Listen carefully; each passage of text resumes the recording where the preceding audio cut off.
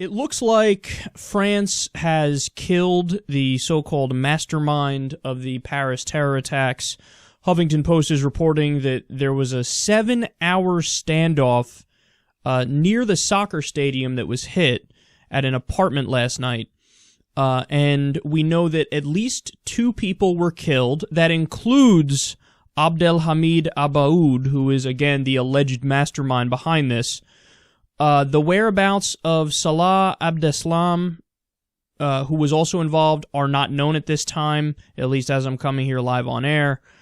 Allegedly, they were plotting more attacks, and that's why there was a 7-hour standoff. People heard gunfire. There was plenty of gunfire. A woman detonated herself, they say, at some point during the shootout and the standoff. Now, I have to admit, as always is the case, we don't really know the details, and within the first 24 or 48 hours after one of these events happens, it's always more complex than what the initial reports are.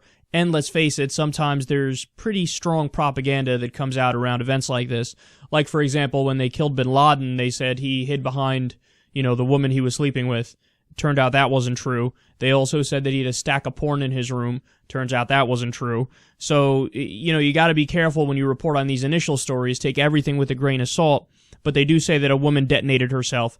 I'm close to calling bullshit on that, but it's possible, so just take it with a grain of salt. But for what it's worth, European intelligence officials are saying a woman detonated herself. There was a long shootout. We know the shootout happened because there are multiple witnesses, and people heard it, and they recorded parts of it and whatnot. And the mastermind, the alleged mastermind behind this, is dead. About 10 people were taken into custody. So, look, assuming that everything went down in a way where, you had the attackers go against the police officers, which I wouldn't be surprised if that was the case. Of course, they just did a terrorist attack. They're probably armed to the tits inside of the building, and they were. So as long as everything was within the law, then I guess you could say it's a day to celebrate because they got the alleged mastermind behind it. Now, they say that there's still other concerns about, other possible people involved in this, and they're still worried about further attacks that might happen. I mean, for example, there were 2 Air France flights, if I'm not mistaken, that were diverted because of threats that were called in. This just happened yesterday. There are also some soccer matches that were called off in multiple places, not just in France, within the past few days, again, because of alleged threats, and, there was some good police work involved in a lot of this stuff. So at least in terms of getting Abaoud here, well, it's a victory. You got the guy who was the alleged mastermind behind it.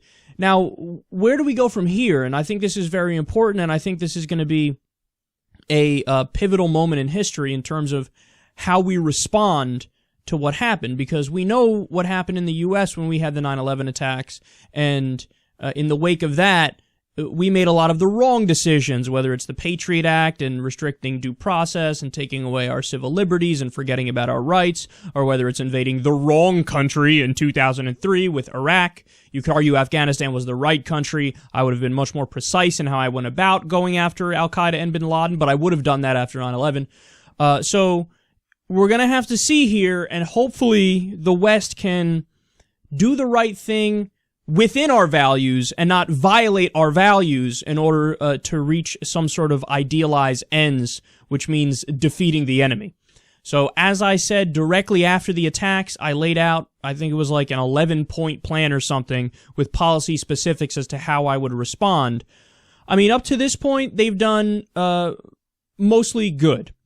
And also we have the good news that President Hollande said in France that we're now going to allow in, I think it's 30,000 Syrian refugees, whereas directly after the attack, everybody's saying, nope, halt the refugees, this is crazy. Well, it turns out that all of the refugees, none of them were Syrian refugees. All the attackers, I should say, none of them were Syrian refugees. They were all born in Europe, which opens up a whole other Pandora's box and a long conversation about how that can happen, why that happened, and how we reverse that.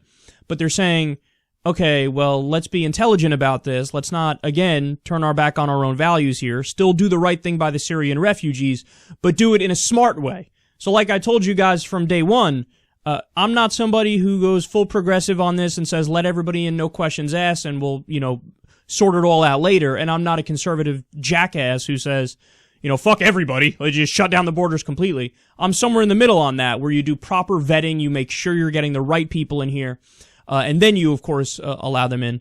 So you have France, they've kind of gone in that direction, but I also fear that, as a result of terrorism, as has happened historically, it is going to benefit right-wing parties, regardless of what the facts are. Again, you had Hollande, who was doing airstrikes on the capital of ISIS, the self-proclaimed capital of ISIS, within 48 hours of the attack.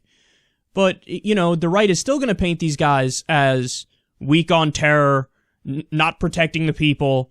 They're going to act like letting in the Syrian refugees is inviting in more terrorism, even though, like I just said, the terrorism that occurred with 129 casualties in Paris, that was from European-born people.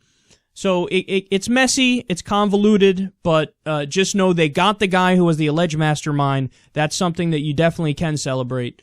It's akin to, although it took us forever to get bin Laden, you can say it's akin to getting bin Laden. And it's just a matter of what we do going forward. I hope that the West stays focused on getting specifically the bad guys, namely ISIS.